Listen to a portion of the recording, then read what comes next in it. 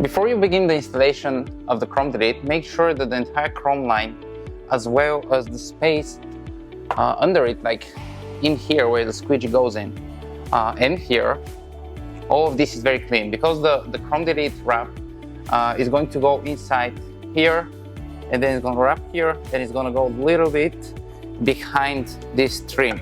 So all of this needs to be clean, otherwise even the smallest speck of dust would show under the vinyl. Now, this is the front of the car. I popped the front door open, and I'll start the installation from here. You get 2 pieces of each strip, so that if you mess up the first installation, you can give it another shot. And this is how this one goes. Notice how it looks. This curve is right over here. Now I'll peel off all of it so that I don't have to worry about the weight of the paper backing. So I have one big strip. Be careful to not make the vinyl stick to itself. So I'll just stick a little bit here and a little bit further back on the truck so that it just stays there without really adhering much. And the way we start the alignment on this one is at this corner over here, which goes here in the front. So where this cutout is where the last fold here happens. So I'll align the bottom here, and then I'll position the top and lead it a little bit to make sure my angle is right. And the way you should be leading this, and this is true for all the trims, is that it goes just a little over the trim, but the vinyl shouldn't be touching this. And now, to test my alignment, I'll just fold it here. This is, as I said, the last fold on this end, and it seems fine. And now I'll continue to this area.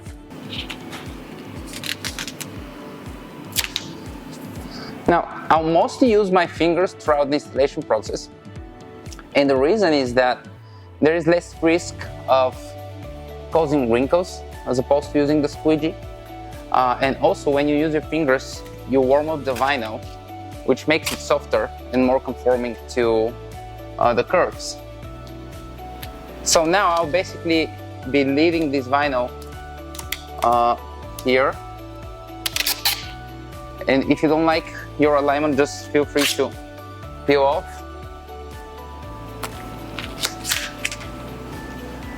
And before I go any further, I want to make sure that I have it all properly aligned here, so I'll just finish the front. And for this, because I can't really get my fingers in there, I'll use the squeegee. And first start on this end here. Push it a little bit with the squeegee. Now, when you take that curve here, this is how you do it. Start pushing from up top here, and then slide your finger while you still push. This way, you reduce the risk of creating an air gap in the corner. And now I'll use the squeegee here to kind of push this inside.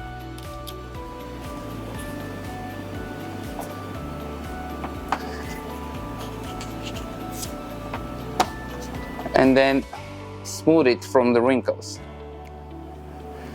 You can use a heat gun or a hairdryer if you want. It really depends on your preference and the installation temperatures. Right now it's cold here, so a little heat gun would benefit the installation process as it will soften the vinyl. But I'll do it without it.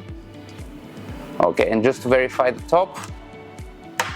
For the top you use the squeegee. Basically you just need to push the vinyl behind the trim like this. Okay, this is what it should be looking like. Now I'll just continue this strip all the way to the back. just grab a little bit, like 10-12 inches, and stick it. Now, have in mind that when doing so, you will risk stretching the vinyl, or you risk creating an air gap. So that's why I do it like 10 inches at a time. And when you do it, go and go over the vinyl with a squeegee or your fingers, and make sure you take all the air out. If you end up stretching the piece, because vinyl is highly stretchable, it's very easy to stretch. If you end up stretching it, just trim it at the end, it's very easy.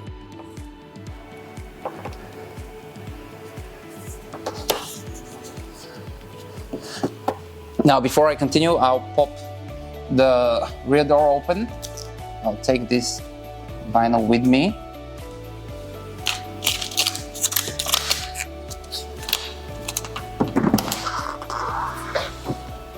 Like this. Now, I'll finish the edge here and then push the vinyl down again.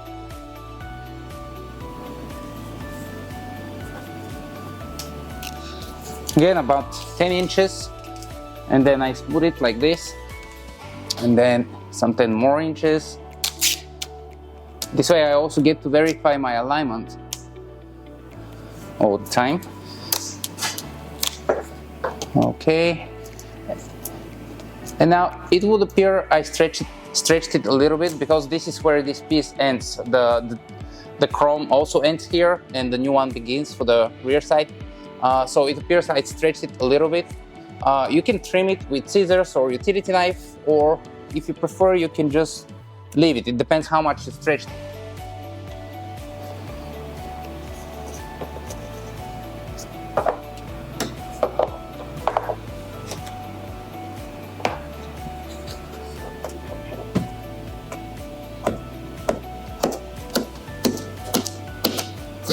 Now, since I stretched it, I'll just trim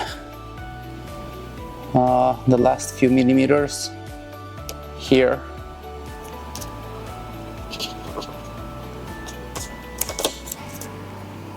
And what I'll do now is that I'll leave this like this, and I'll continue with the rear piece, and then when I see where the rear piece comes, I will do final trimming here. Now, if you're super careful, you may not stretch it, and then it should just align perfectly. But if you pull a little bit more, it will stretch. For the back, you also get two pieces. This is what they look like. And the alignment will start here at the bottom. So I'll do the same. I will peel off the entire vinyl strip, and I'll just be very careful that it doesn't stick to itself. And then I'll place it very gently on the chrome trim, so that it stays in place without actually sticking. Now, as I said, the alignment starts here. Notice that there are two small cutouts here, and you'll notice that the rear trim kind of folds a little bit at the bottom. So these two cutouts, they're pressure relief cuts, but they're a good indicator of where to align. So basically, you would want to align it so that the end of these triangles is at the corners just before it folds.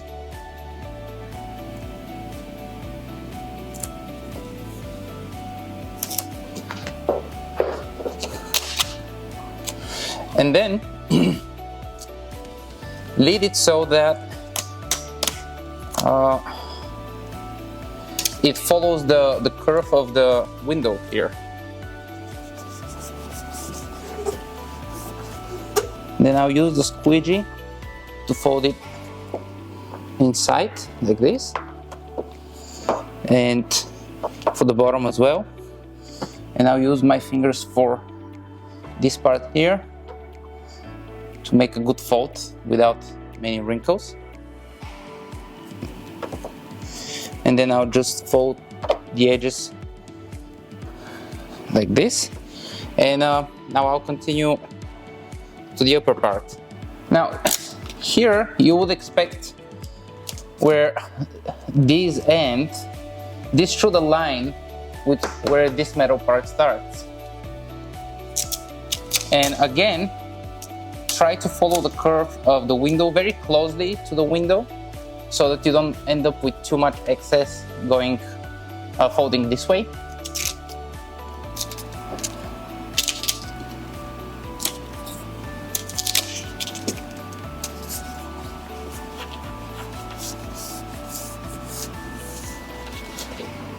And for the part close to the window, I'll use the squeegee to tuck the vinyl inside. And for the other part here, I'll just do it with my fingers.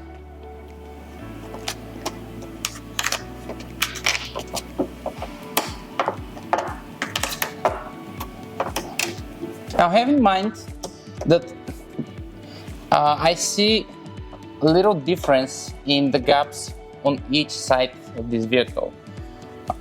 Which means that there might be differences from one vehicle to another. Those would be most likely small differences in assembly. So if, for example, you find it hard to push the vinyl inside, have in mind that this trim has a little bit of wiggle. So if you just push it, it would kind of open up enough to push the vinyl inside.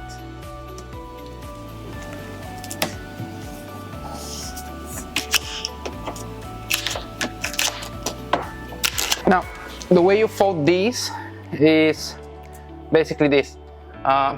You need the upper part that goes towards the front to be fully installed, and you need the lower part to be fully installed. So I'll grab it here, and then I'll make sure I make a very good fold without leaving any air gaps here at the fold.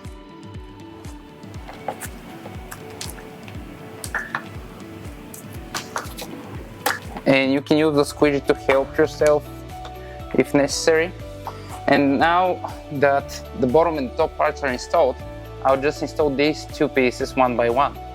So just grab a piece and pull a little bit. When with the other hand you push it so that you don't create any air gaps. It will wrinkle, but if you push it with the squeegee, it flattens the wrinkles. And again, you can use a heat gun if you have issues with the wrinkles. The heat gun will soften the vinyl, and it would make it conform to these shapes better. But it's also risky to mess it up, so try without a heat gun. And again, here I'm pushing it tight so that I don't end up with any gaps here at the pressure relief cutouts. And now the last part is where the front and the rear pieces meet. Now what's specific about this is the following. There is a weather strip over here, and we've accounted for this. The piece becomes thinner here, but still, if you have issues with the weather strip, you have a few options. One is to try to push the weather strip down with a squeegee so you can tuck in the vinyl, and B is to use a utility knife and very carefully cut the vinyl.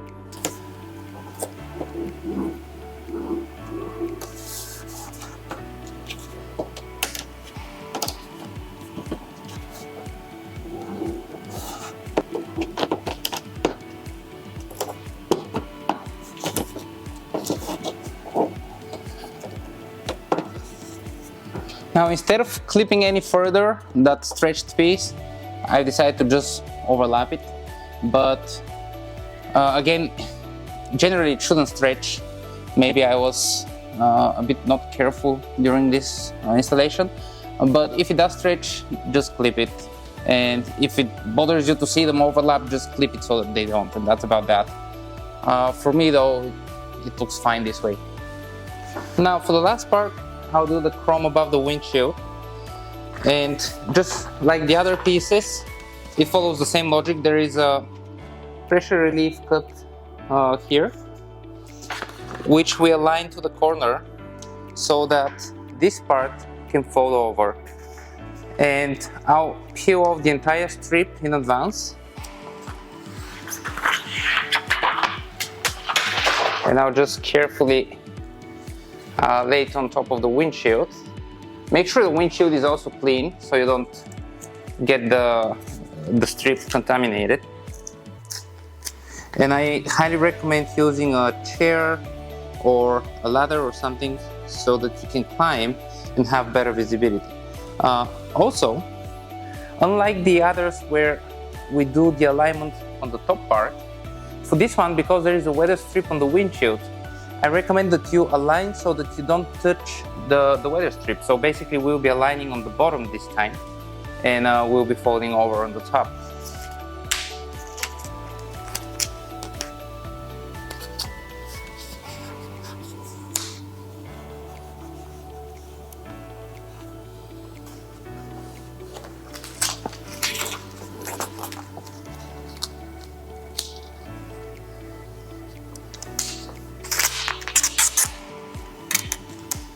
This is, by the way, by far the hardest one to install.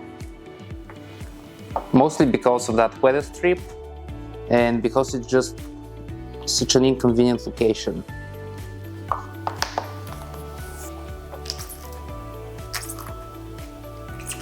And now fold the corners.